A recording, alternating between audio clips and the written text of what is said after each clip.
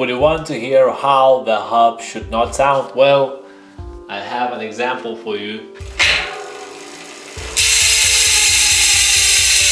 So I installed the Ratchet original one to DTSwiss hub 240, and the Ratchet was 5040, originally it was 36. I managed to go on it for 10 kilometers without any issues until on the uphill it slipped. I watched the video how to do it. I checked it multiple times before and after. I did it exactly as everything was listed. I didn't add too much grease, everything was tight, and I have no answer why this has happened. Once I removed it and I noticed that there are a few pieces of metal from the ratchet rings itself, I cleaned everything, I re-greased everything, I watched the video again how to do it. I haven't went for the ride because I already noticed that it slipped. First of all, the sound is bad. So there is no point of going out, and again I will have to make the swapper at 36 tooth ratchet. But if you know the reasons why this could have happened, let me know in the comments. The funniest time removing everything again. By the way, everyone says that removing the ratchet ring from the hub is very hard process. I can accompany that.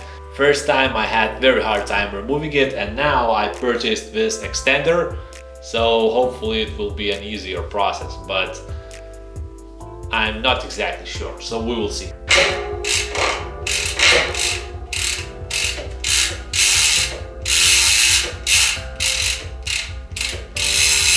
How much annoying is to know that you damaged this part a bit. But the main important thing is that it died on me not immediately after going out, and actually I had quite a few climbs before that moment. So again, I have no idea why this has happened.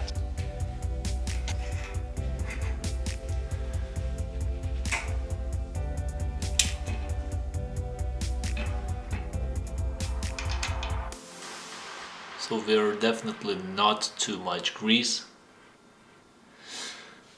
Because on the first time ratchet was already damaged, and probably it was damaged enough in order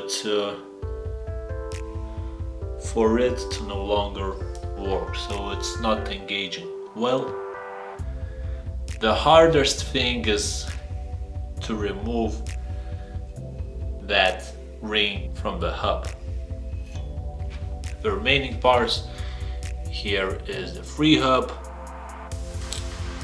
we have that ratchet. Later I will potentially clean them and make a picture. Then there is a spring and that washer. So the hub itself is not damaged on those edges, but again, I have no idea why this eventually worn out. If you know, let me know in the comments. It might be useful.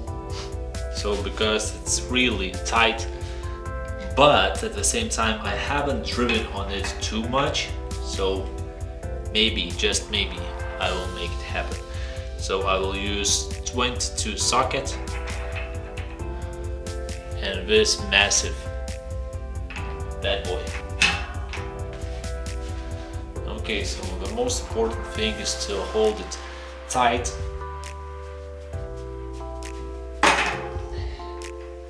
Success. Then the tool you have has a more length arm. It's definitely easier to do so. I installed the new bearings and now I will have to redo it again.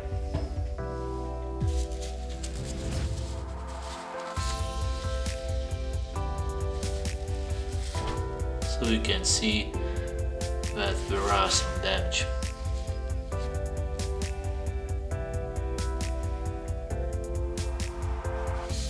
So as far as I understand and as far as I know,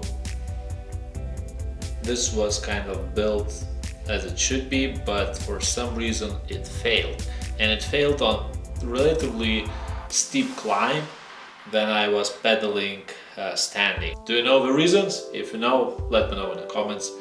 That would be helpful. And now I will have to just insert the 36 tooth, and hopefully I will do it in the same way, but now it will be a success, so wish me luck.